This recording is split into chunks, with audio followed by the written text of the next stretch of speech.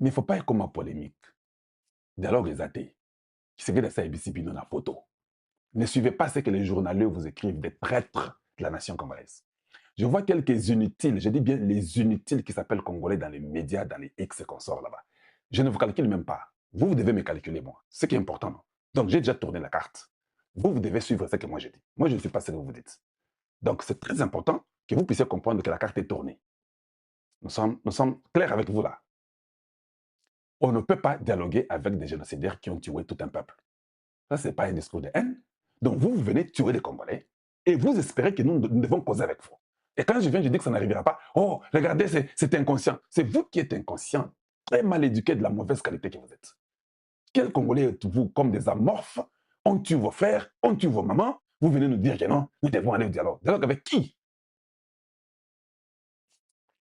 Vous dialoguez avec ceux qui vous ont violés et vous pensez que nous devons continuer à vivre comme ça? Tshisekedi était clair dans son langage. Je vous l'ai dit, moi, c'est le Congo ou rien. Je suis de la race des radicaux. Je ne négocie pas sur la paix du Congo. Et je le dis, et je suis fier de le dire. Je suis confident de ce que je dis. Que tu le veuilles ou pas, on s'en fout de ta stupidité. On s'en fout de ta sorcellerie. Homme inutile ou femme inutile sur la terre. Il ne fallait même pas que vous puissiez naître parce que vous êtes inutile. On n'a pas besoin de vous. Avec vos petites tweets que vous écrivez inutilement, avec vos petites histoires, vous voulez manipuler le peuple. Il n'y a pas de dialogue. J'ai déjà dit ça et je répète pour que ça entre dans les oreilles. C'est ça mon émission d'aujourd'hui. Ce qu'il a dit en Belgique, il a dit que lui ne fera pas de ce dialogue-là. Vous ne venez pas vous tuer les gens à Bunagana, vous tuez nos frères et sœurs dans les Goma, dans les Bukavu, dans les Rutshuru, dans les Massissi, à Nyabion de chez moi.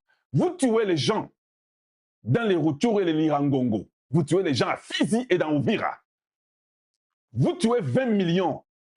Vous massacrez tout un peuple. Et vous venez que nous puissions faire un dialogue avec vous. Nous n'allons pas participer de ce dialogue-là. Ce dialogue-là, nous n'allons pas participer. C'est un dialogue diabolique et nous disons non. Vous pouvez tout dire. Moi, j'ai un mental d'acier. Ça ne me fait ni chaud ni froid. Il y a un individu là, dans mon X, là, moi je suis sur @kalonji.tv, c'est ça mon adresse sur X. Hein. La personne vient là-bas, en dessous, il y a on a commis pour dénoncer les massacres des Congolais, dénoncer les génocidaires, dénoncer les régimes sanguinaires de Kagame. La personne vient en bas, azotia emoji, yamboa, atie mbwana sekuna, pour dire que hein, nous mangeons les chiens ou la rage des chiens. Ce n'est pas un problème. Je suis très content d'ailleurs. Maintenant, moi aussi, j'ai répondu. Moi, j'ai mis emoji ya ngulu et puis ya namakaku. Je vois que tout le monde est content de ce que moi j'ai mis, que ce que lui a dit. Yo, tie yamboa, na boité. Ngana tira ngulu namakaku. Tout le monde est en train de rire et tout le monde est content. Maintenant, toi, tu commences à regretter. Je te dis, hein, moi, il n'y a rien qui bouge ma croyance. Il n'y a rien qui bouge ma conscience. Vous ne savez pas d'où je viens et ce que je fais et ce que je suis. Vous n'avez pas l'idée. Je peux vous garantir que vous êtes tellement distrait que vous ne savez pas qui vous parle. Je ne bouge pas pour des stupidités. Je ne bouge pour rien. Je dis bien, nous, c'est le Congo ou rien. Pouvez-vous tapoter, s'il vous plaît? Tapotez, s'il vous plaît. Donc, nous, là, tout le monde ne mange pas les chiens. Mais je comprends, vous pouvez dire ça parce qu'il y a des lobas qui mangent les chiens. Voilà. Même quand j'ai grandi là, au Kasaï, on me disait là que non, il ne faut pas dire que je ne mange pas les chiens. C'est un secret que je vous donne, de toute façon, vous ne savez pas ça. Alors, quand tu es loup, tu ne manges pas les chiens, ou si tu es l'ami des loups, tu ne manges pas les chiens, il ne faut pas dire que tu ne manges pas les chiens. Oui, parce que moi, je suis arrivé au Kasaï, je ne mange pas les chiens, je viens de Katanga, je suis arrivé, mon père est imité au Kasaï pour travailler, mon père était directeur de la Stevering, la grande compagnie allemande au Kasaï oriental, et puis il était à la Panimbu, la planification industrielle de Mbouji-Maïs, qui était le directeur, et puis il était à c'est quoi ça, l'hôpital des Chinois, que je commence à oublier, il était directeur là-bas aussi. Maintenant, quand j'arrive au Kasaï, on dit non, il ne faut pas dire que tu ne manges pas les chiens. Parce que si tu dis que tu ne manges pas les chiens, ces gens-là vont te faire manger les chiens. Et tu vas manger les chiens. Et puis après, tu seras déçu. Alors, quand on parle de manger les chiens, toi, fais semblant. Il faut même dire oui, National Yango, pour qu'on te laisse libre. Parce que si tu dis, oh non, moi, manger les chiens, ah non, je ne peux pas, c'est pas possible. Quand tu dis seulement ça, ils vont s'organiser pour te faire manger les chiens. Oui, oui, oui, tu vas manger les chiens. Et puis, ils vont commencer la causerie quand vous serez à table. Ah bonjour, ça va, ça va? Et, comment la famille, ça va, ok? Mais ces gens ici qui mangent les chiens, comment tu penses? Oh non, mais pourquoi manger les chiens? Tu es en train de dire, tu as déjà commencé à manger les chiens là, quand tu es invité là. Maintenant, ils commencent à te dire, bazo kote sani solo. Bato, bamboa. Eh, bato, na bato, man. Mais on est mboa. Et puis, yo, zo, déjà mboa, wana, éviter. Alors, il ne faut pas dire que non, moi, je ne peux pas manger les chiens. Quand le bongo, t'es ça, conscience de ça, yo. Parce que relais, c'est yo, yango. Et puis, tango lié, et puis olobi osepeli na oyo eza kitoko makasi kitoko makasi ah ok mais bon oyebi oyo ozolia wana eza nini olingi oloba nini olie mbwa va vomir tu ne vas pas vomir et puis tu n'arrêteras pas de manger parce que ça sera une très bonne viande et tu vas manger et tu vas être content parce que même la chemise que tu es en train de porter elle est faite par des Chinois et les Chinois mangent les chiens. Les slips que tu portes, le pantalon que tu as, les chaussures que tu as, c'est fait par les gens qui mangent les chiens. Donc, bon courage et continue à parler des gens qui mangent les chiens. Mais par contre, nous, les musulmans, nous ne mangeons pas les ngoulou. Surtout les ngoulou. Yo les ngoulou. Voilà, rentrons à notre mouton, on continue. Donc, sachez que moi, ça ne me fait ni frais ni choix parce que c'est quelque chose que je ne connais pas. Donc, vous pouvez dire ça. Ça vous fait peut-être du bien à cause de votre haine, la haine que vous avez peut-être tétée au sein maternel de votre maman, c'est normal, vous pouvez être haineux, je comprends. Continuez à parler. Le Congo ne va pas négocier avec ceux-là qui ont tué nos familles. Je suis clair. Donc, si on vient vous dire que Tshisekedi anti dialogue en Angola, ce sont des bêtises. Tshisekedi n'a pas accepté le dialogue en Angola. Et puis, j'ai une question à vous poser.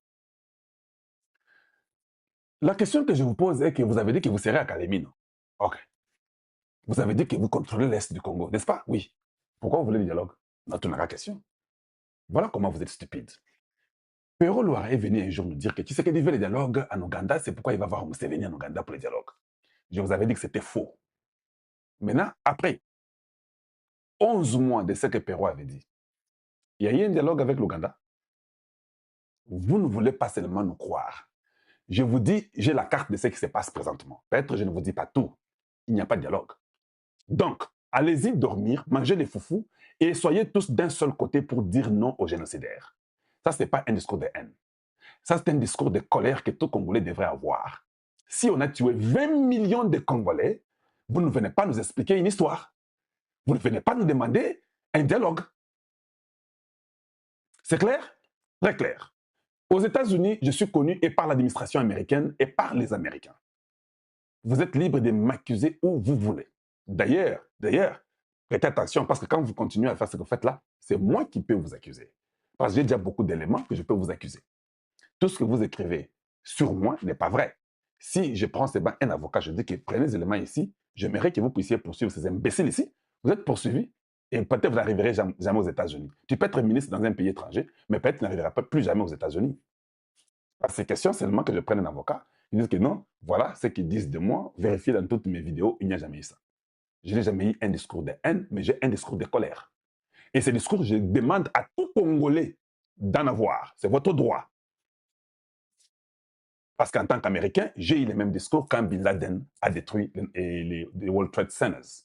Donc, si on tue chez vous 20 millions d'individus, les mamans qui sont violées, les bébés qui sont décapités, les gens qui sont enterrés vivants dans des fosses communes, vous voulez avoir un discours de sainteté?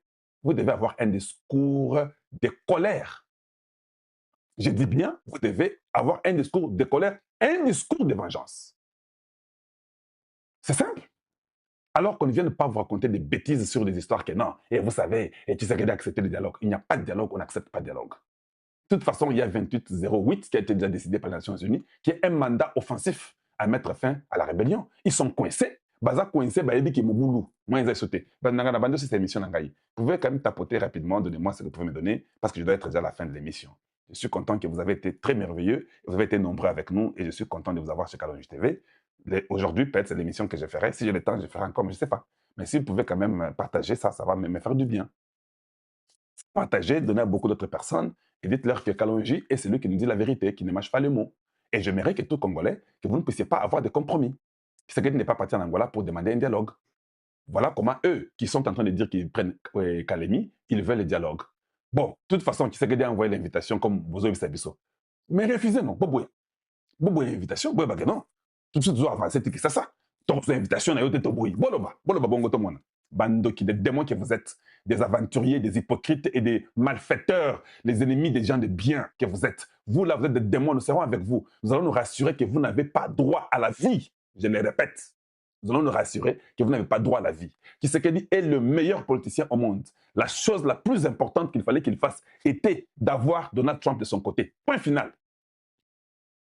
Donc, si nous avons Donald Trump, on a compris qu'on peut avoir Macron facilement parce que Donald Trump va donner les ordres à Macron. Si nous avons Donald Trump, nous avons tous les autres pays du monde facilement parce que Donald Trump donnera l'ordre. Donc, le Rwanda se trouve désemparé. Ils sont venus vous mentir avec un discours de haine. Il n'y a pas de discours de haine. Vous êtes des massacreurs, vous êtes des génocidaires. Vous devez payer. Les Congolais que vous avez tués, vous devez payer. Ce n'est pas gratuit. Alors, Congolais, qu'on ne vienne pas vous mentir. Dénoncez le mal. Prenez le courage de dire la vérité aux gens. Tant que vous avez tweet, X, il y a 20 millions que vous devez payer. Il faut leur dire ça. Et la sentence, c'est la punition maximale. Donc on vient, on vous tue, et puis on vous dit que vous avez un discours de haine. Quelle stupidité!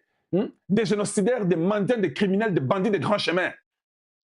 Ils viennent là-bas, ils commencent à vous manipuler. Oh non, Tshisekedi a demandé qu'il y ait un dialogue. Mais dites non. Dites non au dialogue de Tshisekedi qu'il a demandé. Bozo lokande ango toebi, bozo lokande dialogue, bozo lokande moi moyen c'est la moi moko boyebo vivre. C'est ça que vous voulez. Et je suis content des fois de parler avec autorité, de parler et de gronder les inutiles de la République. Oui, j'ai le droit de le dire. Vous avez peur de quoi? Oh non, il est là, il est invité partout. Je ne suis pas invité partout. Je dis bien, je ne suis pas invité partout. Ils ont besoin de nous partout. Vous ne comprenez pas ça? Moi, personne n'a fait ma vie. La vie, là, je l'ai construite par l'aide de Dieu moi-même. Je ne mange chez personne, je vous le répète.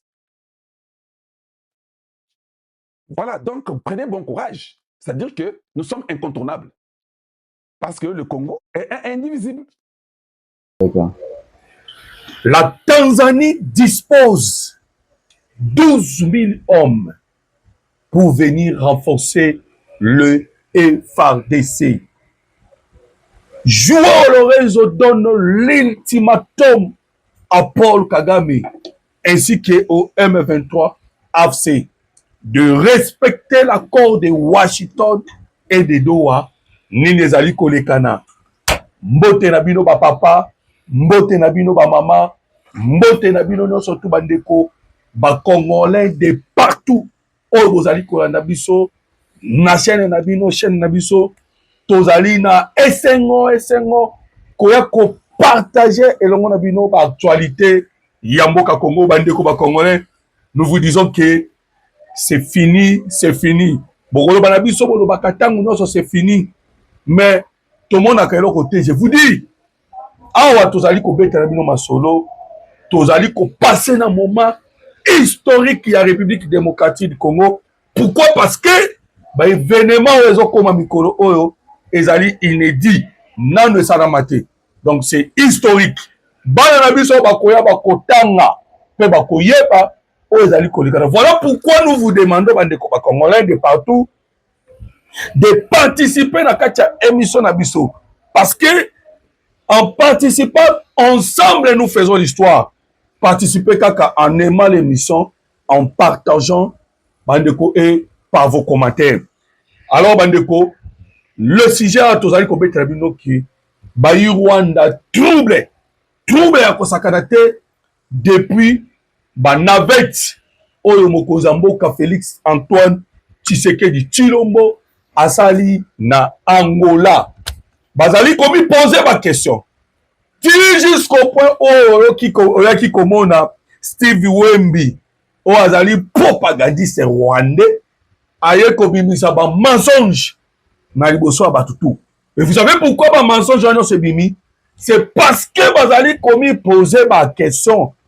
Tshisekedi akendaki kosala nini na Angola et surtout na niveau Angola lorsque le président azalaki kuna batendre le micro maloba oyo lobby ezali kotia trouble ezali ko inquiéter bayi Rwanda mokonzi mboka lobby nini mokonzi mboka pesi Joao Lorenzo ba merci mbala misato. Vous imaginez un bande quoi congolais lorsqu'une personne te dit merci merci merci vraiment comprenez que eloko moko elekani le président Tshisekedi abimi satisfait na rencontre ya misato parce que nous vous disons que mokonzi mboka azalaki na Angola na mokolo ya le 15 décembre juste après la signature de l'accord de Washington bobo ça était bande ko congolais que l'accord de Washington nous ezalaka signé Joao Lorenzo pas azalaka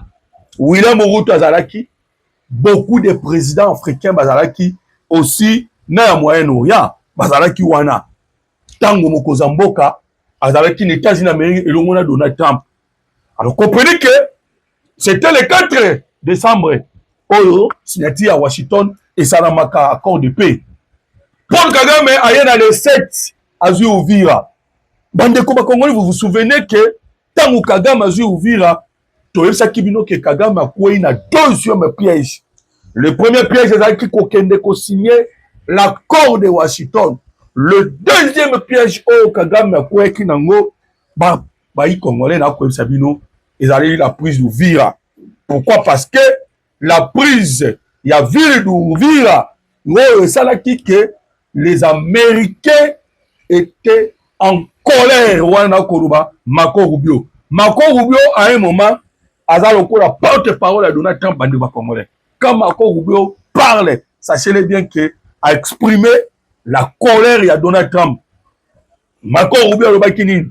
Alobi nous allons faire respecter l'accord de Washington qui a été signé na présence de Donald Trump. Alors, les Congolais, comprendre que c'est maintenant en Angola, place le président Tshisekedi accueilli pour la troisième fois, le 15 décembre, le 4 janvier et le 8 janvier. 3 fois. Et pour la troisième fois, Bimi Alobi, je suis satisfait. Merci Joao Lorenzo. Merci Joao Lorenzo. Merci Joao Lorenzo. Pourquoi satisfait Bandeko? Et au moment où bazalaki na Angola, makambo elamba na Angola, mbala moko réunion ke kokota na Zambie. Pour la nini réunion wana koti na Zambie bandeko ba Congolais, nous vous disons que en lisant les rapports, en lisant déclaration, il y a le pourquoi la réunion wana okoyoka ke na kati ya réunion wana bazoloba ke to sangani to solola pour que rétablissement ya paix et quand on a République démocratique du Congo, particulièrement dans l'Est, il y a RDC place, bah, atrocité et zali kolekana. Alors, on comprend que nous sommes comme se mettre en place. Alors que le M23, bah, qui organisé théâtre, et organisé qui théâtre, on est qui pambaté, on a kolobaba obsèque, il y a les 6 personnes au bakufa qui na masisi, bango ba ko ça otobengi matanga na kosala matanga alors que bato bakufaki bazalaki 6 mais le M23 bandeko ba Congolais basalisi matanga ya 22 personnes mais ezaki théâtre. Pourquoi? Parce que basigne ya théâtre monanaki babengaki na ba femme otobengaka pleureuse baya kolela mais en même temps tant ba kolela ba koseka et en même temps incendie esalamaki. Alors incendie ngo esalamaki ezaki ni bandeko ba Congolais. Une dame akangi nanga na loboko azoloba nanga ozali originaire de Kisangani omona te ndenge bazoya koboma biso awa na Congo bandeko ba Congolais tango bakosala théâtre na kosala pamba te écoute tournaki contre bango c'était parce que il y avait une rapport il y a ba expert il y a renseignement expert il y a Nations Unies oyo babimisi ba révéler sous alors ba révélation na bango nyonso oyo babimisi ekende ka ndenge moko na ba révélation oyo ba américain babimisaki bandeko qu'est-ce que le rapport de renseignement ou les rapports des experts il y a Nations Unies balobi boye Rwanda na Uganda basangana bayaka kosala guerre na SARDC et la guerre au basalaka na SARDC c'est la guerre d'occupation. Maintenant ce n'est pas ça qui nous intéresse. Et donc on est intéressé parce que c'est une vérité autoyebi déjà. Ce qui nous intéresse, c'est que Rwanda na Uganda va la guerre d'occupation. Dans la RDC, et va installer le M23 comme étant une administration parallèle. Mais là, ils ont intéressé du saut. Ils ont dit, na kata rapport, tant rapport est quoi? Moment où babimi sango. Ils ont dit qu'à un moment où les États-Unis d'Amérique, toute la communauté internationale babimi qui déjà résolution 2808 wana ezali koloba nini po baluka ndenge nini bafrappe ba M23 et en même temps ici tamlay na uchi koyebisa bino l'ambassadrice alobi boye les États-Unis d'Amérique ako utiliser kaka ba pays africains wana ko ba pays en région dans quel but na but ya ko rétablir la paix à l'est de la République démocratique du Congo. Tout ce qui dossier à 12 000 hommes. Tanzanie a eu une décision. Il y a quoi pour installer 12 000 hommes dans Grand Katanga. Bandeko ba Congolais. Pourquoi Grand Katanga? C'est parce que Grand Katanga est un voisin. Ba voisin ya mboka nini? Il y a Tanzanie. Il y a Zambie, Burundi et autres. Bas voisins. Alors, comprenez que tous les bateaux vont comprendre que situation à la République démocratique du Congo, ils allaient sous situation où ils ont concerné kaka la République démocratique du Congo. Et comme il y a une région mobimba, bamboka tout balobi bango il faut bakota na kati dossier wana. Tous les bateaux balobi. Aussi longtemps que la guerre va continuer à l'est de la République démocratique du Congo, moyen peut biso tozwa pe ezate. Moyen ezate. Donc, tous les pays siko basangani. Voilà maintenant na Zambie, bandeko na kozonga na Tanzanie. Na Zambie balobi boye. Nous sommes prêts pour donner les hommes afin que tout que nous rétablir la paix. Pourquoi? Parce que il y a un plan préparé par la France et l'Union européenne. Et pour moi, ça nini, bazo lukandenge nini, va déstabiliser Grand Katanga. Pourquoi? Parce que le pouvoir de Tshisekedi ils allaient satisfaire bangote. Le pouvoir de Tshisekedi ils ont bango mal à l'aise. Pouvoir de Tshisekedi est mal à l'aise. Voilà pourquoi Bandeko ba Congolais,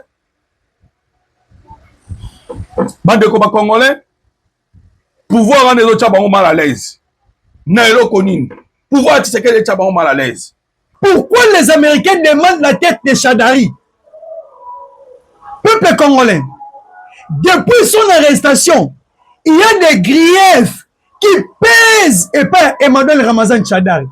Malgré tous les gens du PPRD, non, c'était l'enlèvement, on va plus qui kokanga Emmanuel Ramazan Chadari.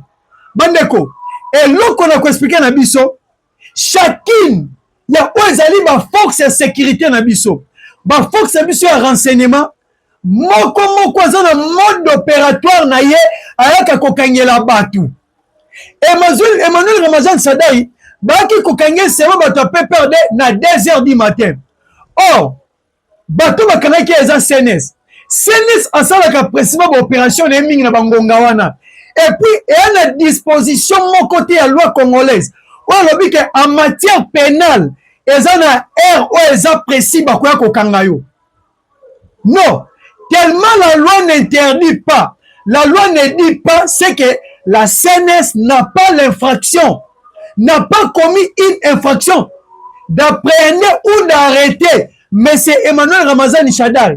Parce que les griefs qui pèsent sur lui, c'est les atteintes aux sûretés de l'État.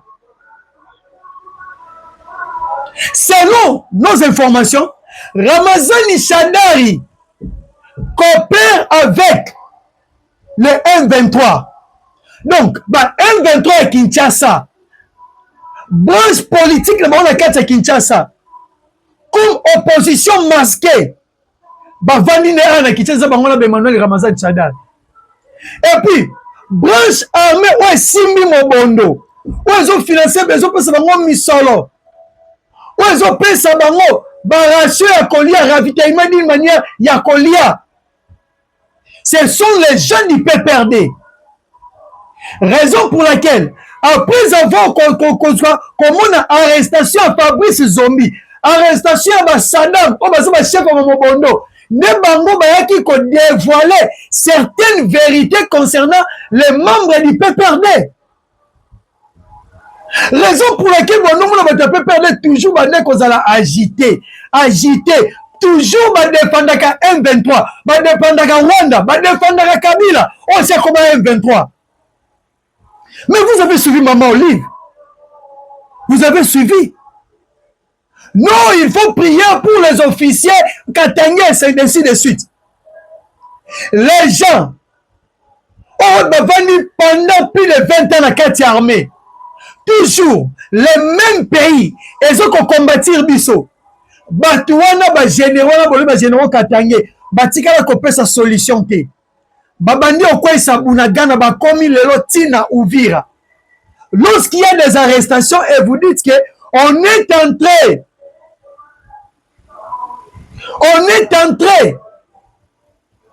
il y a qu'on discriminer, il y a qu'on éliminer les généraux Katangé, il y a qu'on diviner force à la Katangé. Non, ce sont des traîtres qui sont arrêtés.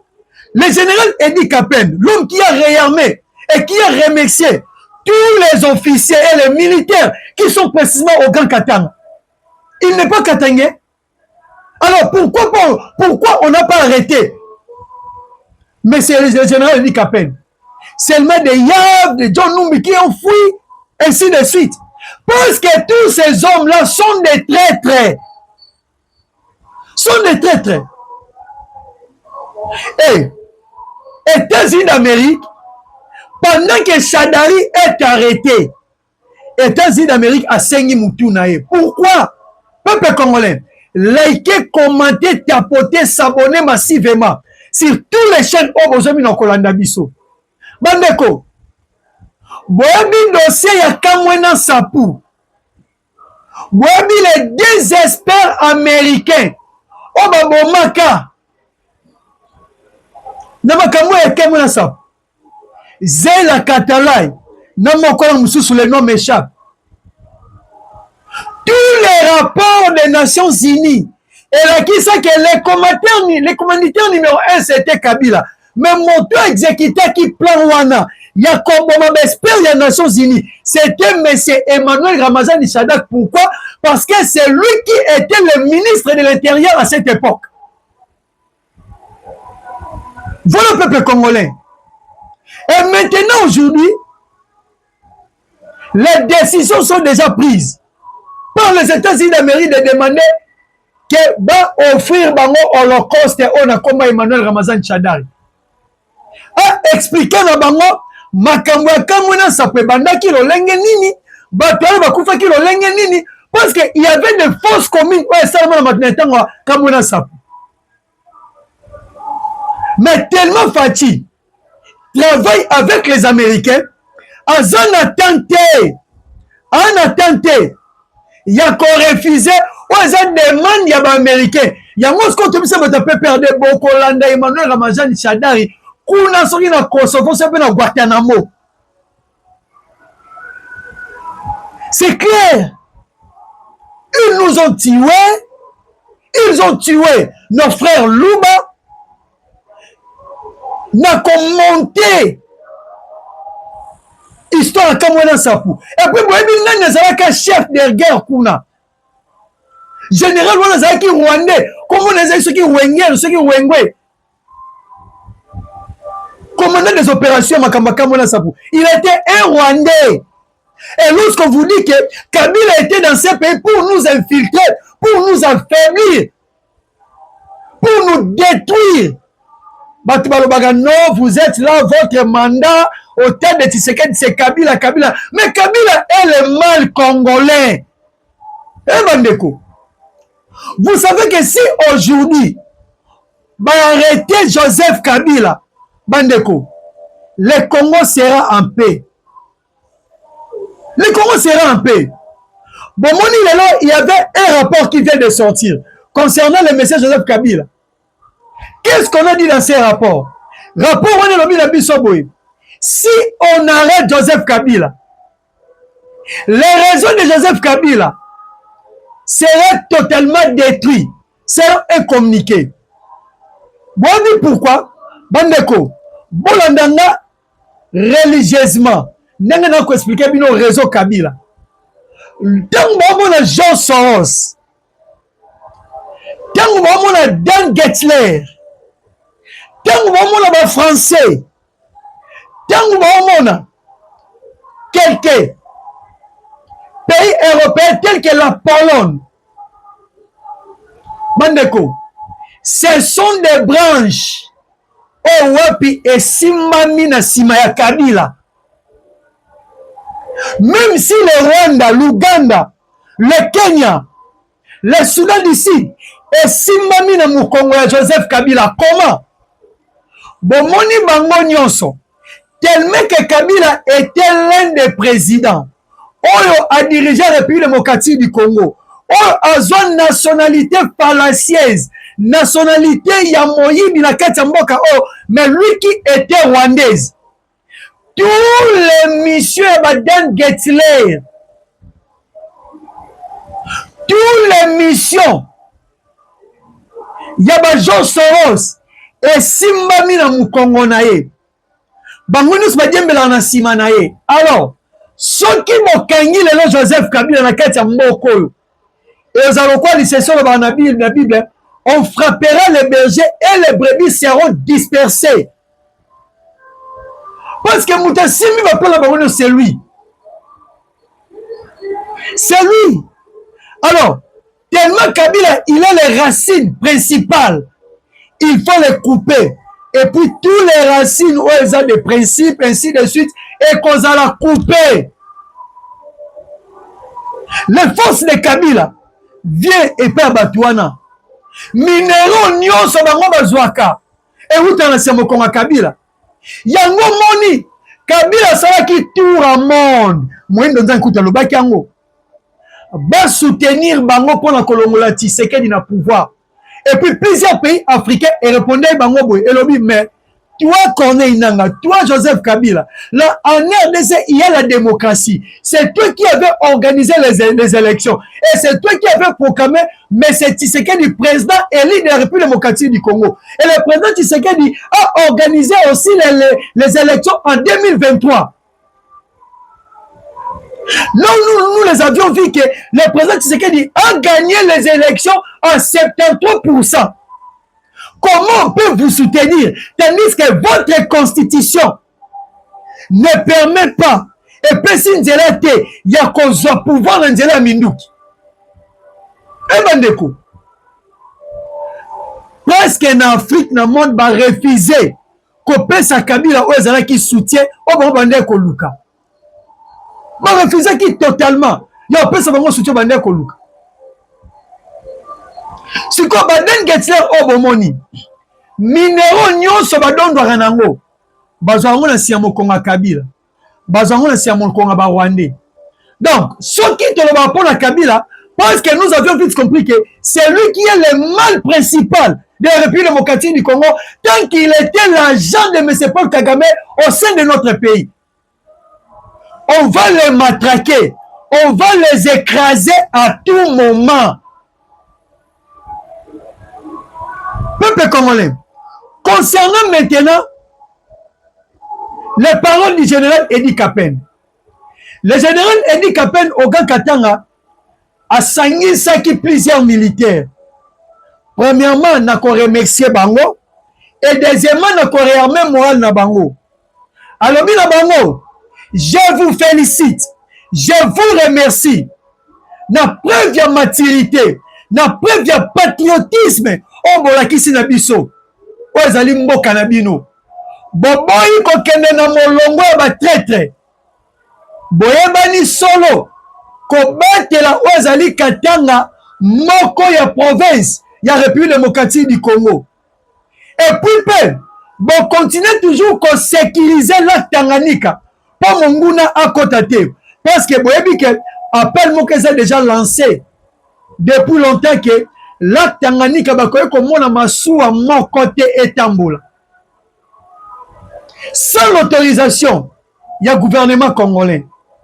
Masuwa nyonso konyatela kati ya la Tanganyika bako bombarder yango. Eza na ngambo ya Zambie, eza na ngambo ya Tanzanie. Bako bombarder yango. Raison pour laquelle le général Edi Kapel a remercié les militaires na biso pour encourager bango pe kolongola eloko ba kokotsa na mitu ya bato. Oh non, on est en train d'arrêter le général Katangé et ainsi de suite. Non, ce sont des discours discriminatoires.